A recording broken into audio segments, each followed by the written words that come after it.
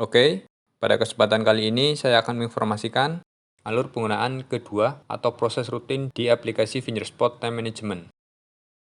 Sebelumnya, saya informasikan juga karena ini adalah kelanjutan dari video yang pertama, jadi saran saya jika Anda ingin menyimak video ini, silahkan simak video sebelumnya, agar informasi yang didapat lebih lengkap. Sedangkan untuk videonya sendiri bisa lihat di pojok kanan atas atau di akhir dari video ini. Oke, selanjutnya langkah yang keempat, data presensi. Untuk data presensi di sini bisa dibilang adalah mendownload data presensi dari mesin dan dimasukkan ke aplikasinya. Sedangkan untuk media downloadnya nanti menyesuaikan tipe mesin yang Anda gunakan. Umumnya menggunakan media seperti flash disk, kabel LAN, WiFi, maupun layanan absensi online dari Fingerspot. Oke, langsung saja ke menu mesin. Untuk yang pertama, akan saya contohkan download data presensinya menggunakan media flash disk. Jadi Anda harus mendownload dulu data presensinya dari mesin menggunakan flash disk.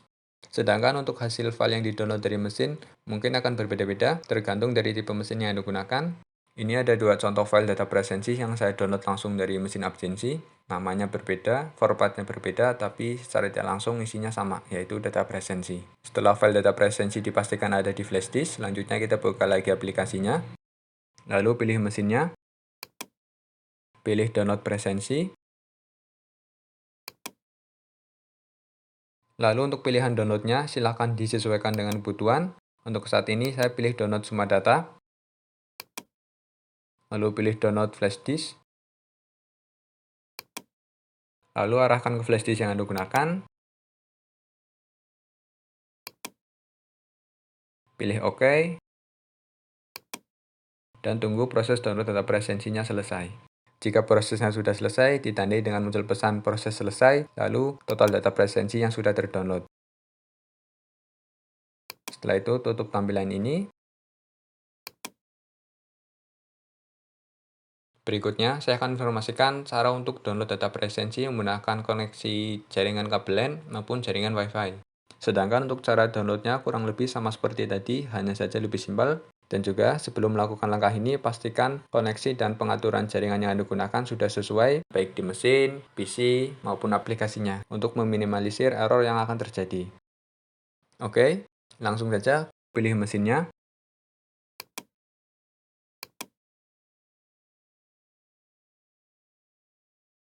Pilih download presensi. Pilih download mesin. Dan tunggu proses download data presensinya selesai. Jika prosesnya sudah selesai, ditandai dengan muncul pesan proses selesai, lalu total data presensi yang sudah terdownload. Setelah itu, tutup tampilan ini. Sedangkan untuk cara download yang lain akan saya informasikan di informasi berikutnya. Selanjutnya, langkah yang kelima, pengecualian atau bisa dibilang juga izin. Untuk pengecualian atau izin ini bisa diinput sebelum staf tersebut melakukan izin maupun setelahnya atau mungkin pada saat. Jadi silakan disesuaikan dengan kebutuhan untuk data izinnya mau diinput kapan. Oke, langsung saja. Akan saya contohkan input data pengecualian atau izinnya. Silakan masuk ke menu karyawan.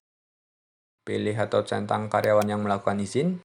Lalu untuk izin yang pertama, saya akan mencontohkan izin absensi. Untuk izin absensi di sini lebih umumnya digunakan untuk izin ketidakhadiran, atau mungkin sakit, cuti, dan sebagainya. Lalu pilih izin absensi, pilih jenis izinnya,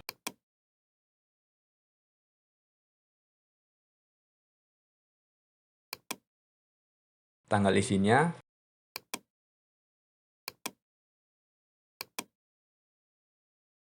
serta keterangan atau alasan izin yang dibutuhkan.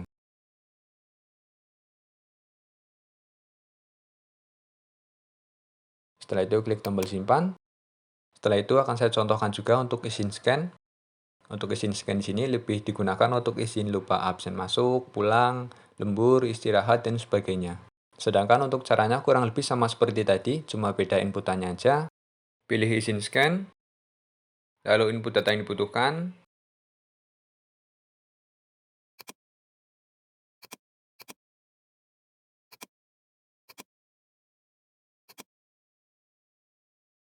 Setelah itu klik tombol simpan. Lalu nantinya, data izin absensi serta izin scan-nya akan ditampilkan di menu laporan untuk data yang sebelumnya diinput. Selanjutnya, langkah yang terakhir atau keenam, laporan. Untuk langkah yang keenam di sini adalah salah satu langkah yang paling simpel, karena nanti cukup memilih tanggal yang dibutuhkan, proses laporannya, serta cetak atau mungkin simpan laporannya. Oke, langsung saja ke menu laporan. Sedangkan untuk laporan sini nanti bebas, bisa per hari, per minggu, per bulan, atau per periode tertentu. Yang penting maksimal adalah 31 hari. Untuk yang pertama, pastinya pilih dulu tanggal laporan yang dibutuhkan.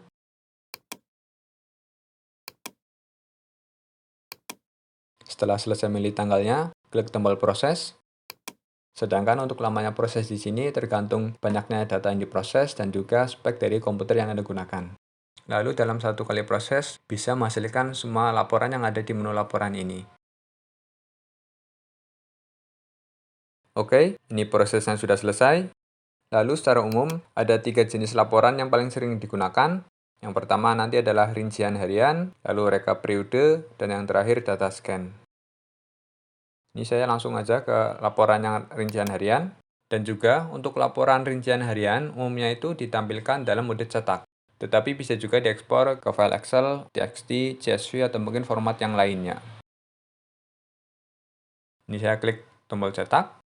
Setelah itu akan otomatis ditampilkan laporannya. Seperti ini contoh laporan rincian harian. Secara default, jika diproses 31 hari, satu lembar memuat satu orang. Di bagian header-nya ditampilkan untuk data staff-nya sendiri, lalu di bawahnya ditampilkan rincian data presensi untuk staff tersebut. Mulai dari tanggalnya, nama shift atau jam kerja, aturan jam masuk, hasilnya orang tersebut absen masuk, keterlambatan, jam keluar, scan keluar atau hasilnya orang tersebut absen pulang, pulang cepat jika ada, durasi kerjanya, lembur awal atau mungkin lembur akhir jika ada, istirahat jika digunakan juga, dan juga kolom keterangan. Kolom keterangan ini berkesinambungan dengan data izin atau mungkin pengecualian yang sebelumnya kita input. Di bagian bawahnya juga ditampilkan totalan dari laporan data presensi per harinya. Lalu dari laporan rincian harian ini, umumnya itu biasanya dicetak maupun disimpan ke file PDF. Jika dicetak, pasti klik tombol print pojok kiri atas, lalu OK.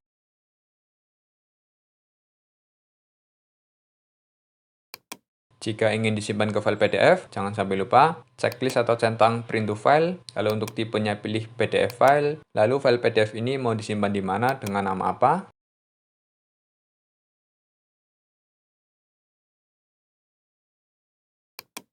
Setelah itu klik tombol OK.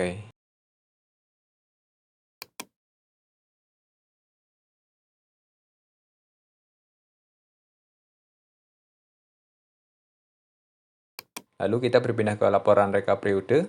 Inti dari laporan rekap periode ini adalah rekapan dari laporan rincian harian tadi. Dan juga untuk laporan rekap periode, umumnya itu ditampilkan dalam mode cetak.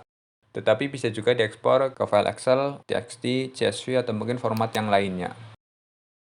Dalam laporan rekap periode ini, menampilkan persentase kehadiran, total datang terlambat, total pulang cepat, total istirahat lebihnya, lalu total lembur juga, total kehadiran, total ketidakhadiran, total izin, cuti, dan sebagainya. Jika laporan ini ingin dicetak atau mungkin disimpan ke file PDF, caranya sama seperti tadi, tinggal pojok kiri atas, klik tombol print. Setelah itu, silakan dipilih mau dicetak ke printer maupun disimpan ke file PDF. Lalu laporan yang terakhir adalah laporan data scan. Ini bisa dibilang laporan data mentah dari mesin absensi. Jadi mau kita absen jam berapapun, kapanpun, di sini akan tampil datanya. Atau juga jika Anda tidak men-setting jam kerja, jadwal kerja, maka laporan yang valid dan bisa digunakan adalah laporan data scan. Lalu untuk laporan data scan ini juga sama, bisa menggunakan mode cetak seperti tadi, maupun diekspor ke file Excel, TXT, CSV, atau mungkin format yang lainnya.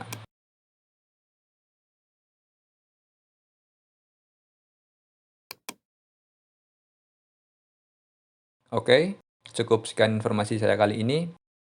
Terima kasih.